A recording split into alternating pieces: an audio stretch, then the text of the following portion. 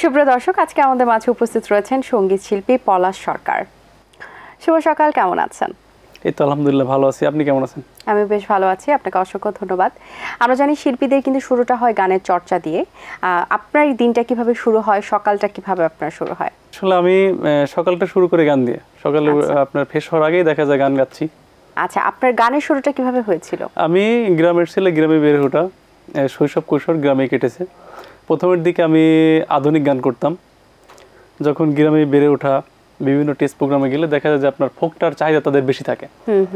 তখন চিন্তা করলাম যে আমি আধুনিক গান করতেছি, দেখা যায় প্রোগ্রামে আর ফোকটা বেশি নেয় মানুষ, কিন্তু আধুনিক গান অতটা গ্রাম অঞ্চলে স্টেজের জন্য আসলে স্টেজ পারফরমেন্সের জন্য ফোক সঙ্গীতটাকে বেশি প্রায়োরিটি দেওয়া হয়।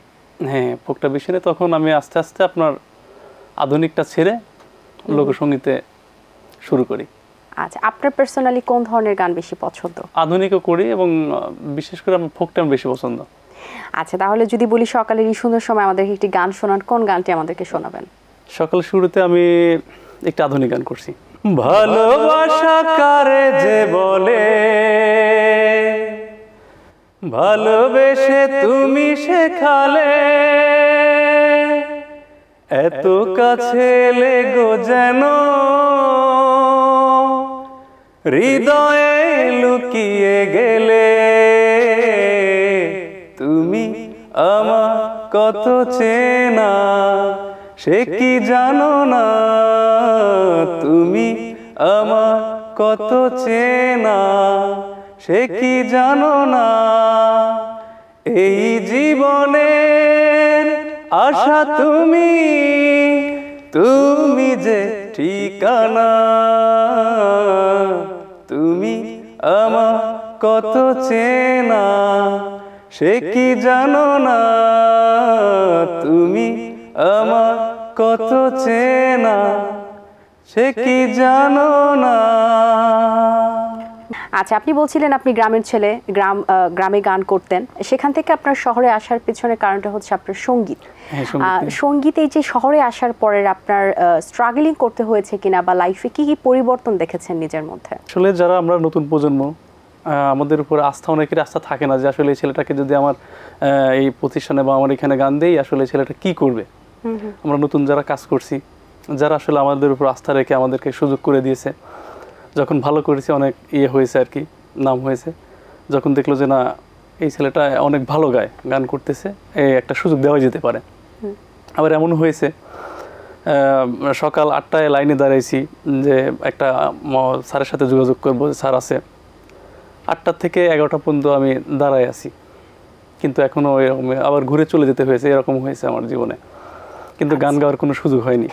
আচ্ছা, গানের জগতে আপনার গুরুকে এবং সবচেয়ে বেশি অনুপ্রেরণা কে জুগিয়েছেন? হাতে গড়ি হয়েছিল শ্রদ্ধা আমার উস্তাদ শ্রদ্ধেয় আতিকুর রহমান বাবু।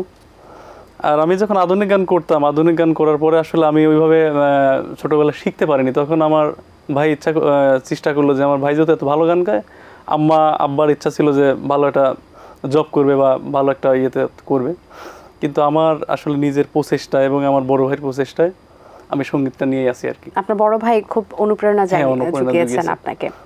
আচ্ছা, আপনি যখন স্টেজে পারফর্ম করতেন তখন দর্শকদের থেকে সবচেয়ে কোন জিনিসটা বেশি ভালো লাগতো, বা আপনার পার্সোনালি স্টেজে পারফরমেন্সের সময় সবচেয়ে কোন জিনিসটা আপনার অনেক বেশি ভালো লাগে? দর্শকদের সাথে সরাসরি প্রোগ্রামে আপনার আনন্দ বিনোদন একটা বিষয়, আর আপনার ধুমধামাক্কা গানগুলো গেলে কি দেখা যায় দর্শকটা আনন্দ ফিল করে, এনজয় ফিল করে, এই আর কি। আচ্ছা, কোন ধরনের গানের রিকোয়েস্ট বেশি আসে? আপনার ফোক গান এবং ধুমধামাক্কা এই গানগুলো বেশি রিকোয়েস্ট আসে দর্শক। যেমন গানের নামগুলো যদি একটু বলেন। যেমন পাগলা হাওয়ার তোরে, আপনার নারী হয় লজ্জাতে লাল, বাউলা কে বানাইলো রে, আচ্ছা আপনার একটু বিটের গান, বিটের গান, ধামাকা টাইপের গান লাগাইছে, এই টাইপের গানগুলো দর্শক শ্রোতাদের আপনার আগ্রহ বেশি থাকে এবং রিকোয়েস্ট আসে আর কি। আচ্ছা, আপনার রিসেন্টলি একটি গান রিলিজ হয়েছে সখী শিরোনামে, সেই গান সম্পর্কে একটু জানতে চাই। শিরোনামে যে গানটি রিলিজ হয়েছে, গানটির কথা এবং সুর মোস্তফা ফেরদৌস হাজরা ভাই, গানটি STL টিভিতে ইউটিউব চ্যানেলে গানটি রিলিজ হয়েছে। আচ্ছা, সেই গানটির কি দুটি লাইন আমরা শুনতে পারি? অবশ্যই। ইশকের আগুন জ্বলে দ্বিগুণ নিভাই কেমন করে, ইশকের আগুন জ্বলে দ্বিগুণ নিভাই কেমন করে, আইসো সখী নদীর ঘাটে ইসামতির পারে, আইসো সখী নদীর ঘাটে ইসামতির পারে। রূপের ছোটা গোলাপ ফোটা দেখলে মাথা ঘোরে,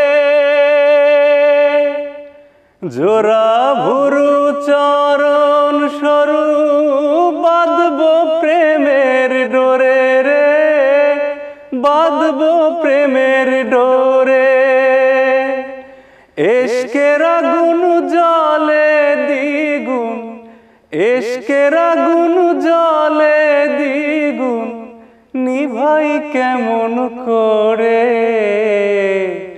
আইসো সখী নদীর ঘাটে ইসামতির পারে, আইসো সখী নদীর ঘাটে ইসামতির পারে। বাহ, চমৎকার একটি গান শুনিয়েছেন, অসংখ্য ধন্যবাদ আপনাকে। এটা আপনার মৌলিক গানের কততম সংখ্যা? এটা হচ্ছে আপনার 14তম মনে হচ্ছে। আচ্ছা, আপনার 5টি মিক্স অ্যালবাম ছিল, সেই অ্যালবামের গানগুলো কি কি ধরনের ছিল এবং সেখানে দর্শকদের সাড়া কেমন পেয়েছেন? দর্শকদের আলহামদুলিল্লাহ ভালো সাড়া পেয়েছি, এবং আধুনিক গানও 3টা আধুনিক গান ছিল, আর বাদ বাকি সব আপনার ফোক গান আর কি। আচ্ছা, গানকে নিয়ে ভবিষ্যৎ পরিকল্পনা কি? গান নিয়ে অনেক দূর যেতে চাই, এখনো শিখতে চাই, আপনার জীবনে অনেক দূর আগানোর ইচ্ছা আর কি।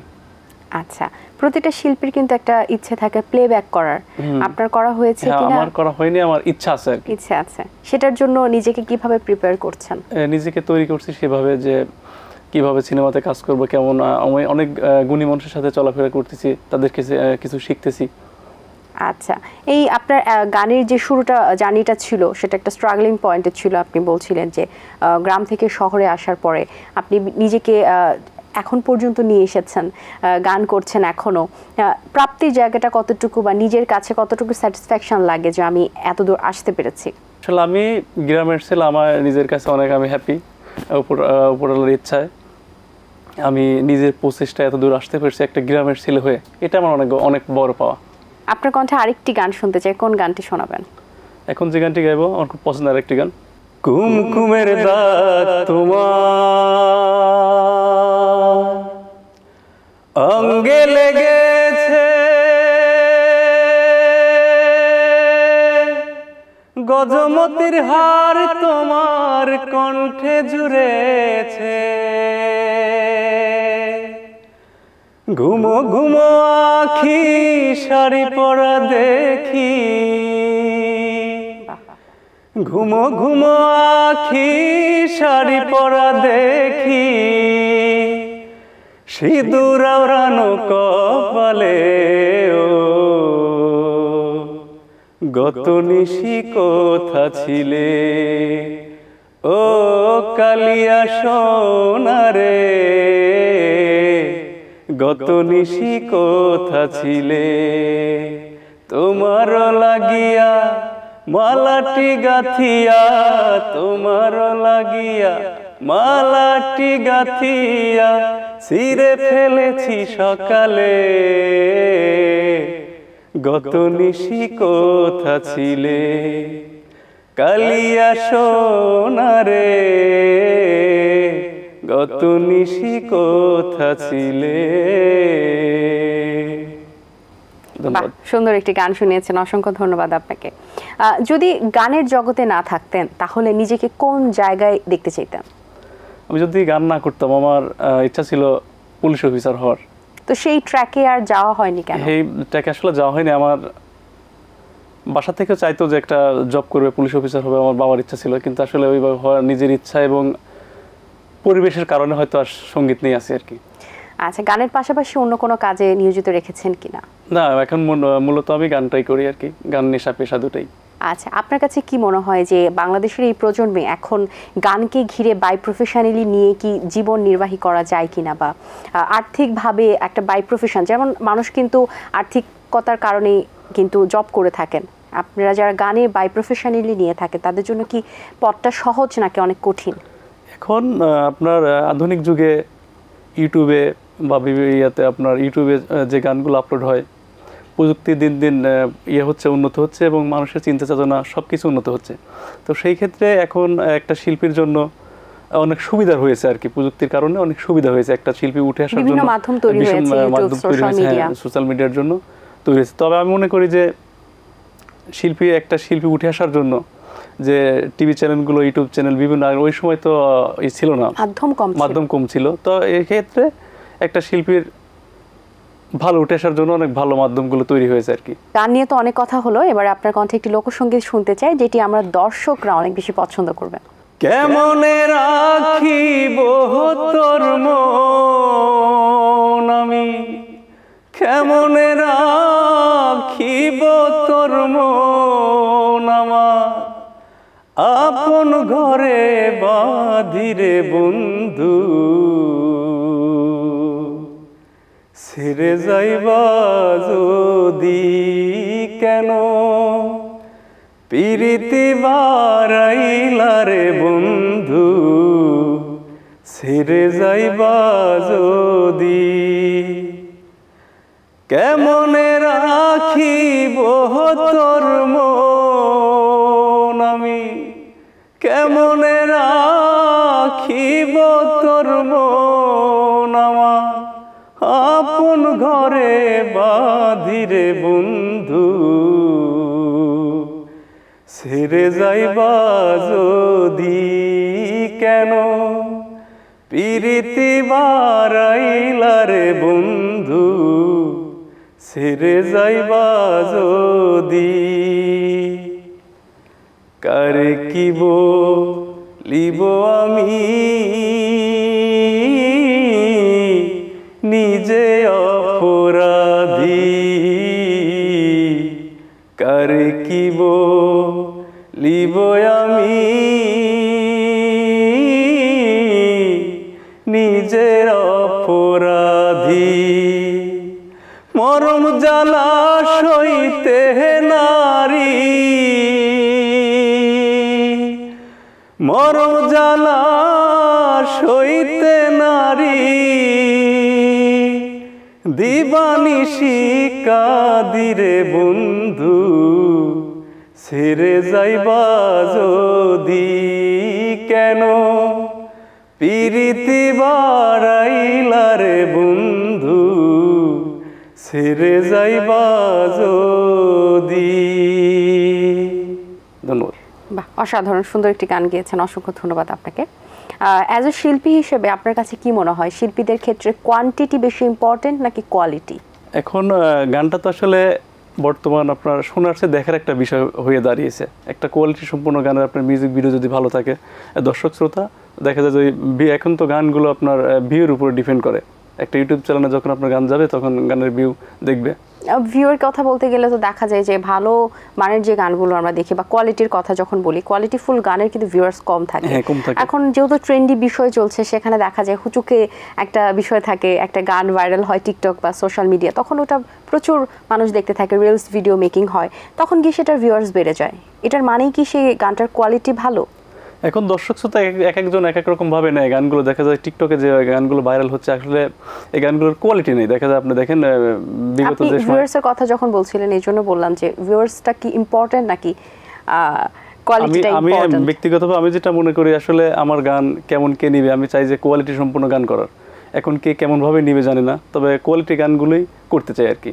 এখন তো নতুন প্রজন্মে নতুন নতুন অনেক শিল্পীরা আসছেন, তাদের অনেক কম্পিটিশন, কারণ নতুন যেহেতু আপনি বলছিলেন একটা গান কিন্তু রাতারাতি সকালে রিলিজ পাচ্ছে, রাতের মধ্যে মানুষ ভুলে যাচ্ছে, পরদিন আবার একটি গান রিলিজ পাচ্ছে, এবং অবশ্যই মিউজিক ভিডিও একটা কোয়ালিটিফুল হওয়াটাও ইম্পর্ট্যান্ট, এবং মিউজিক ভিডিওর প্রতি কিন্তু এখন বেশি আকর্ষণ সবার। এই যে কম্পিটিশনের যুগে নিজেকে একটা স্ট্রাগলিং পয়েন্ট থেকে এতদূর নিয়ে এসেছেন, আর কি কি প্ল্যান আছে নিজের মাঝে যে আপনি কম্পিটিশনে নিজেকেও একটা স্ট্যান্ডার্ডে নিয়ে যেতে পারবেন? আমার ইচ্ছা আছে আমি প্লেব্যাক করবো এবং বাংলাদেশের লোকসঙ্গীতটাকে বিশ্ব দরবার এবং ভাষাভাষী যারা আছে দেশের বাইরের দেশে পৌঁছে দিতে চাই সবার মাঝে। আমার ইচ্ছা আছে আর কি, এখন কতদূর যেতে পারবো আপনাদের দোয়াতে। আচ্ছা, আপনাকে অনেক অনেক শুভকামনা, প্রত্যাশা করছি আপনার ইচ্ছে পূরণ হবে। অসংখ্য ধন্যবাদ আপনাকে, খুব সুন্দর কিছু গান শুনিয়েছেন, ভালো থাকবেন সব সময়।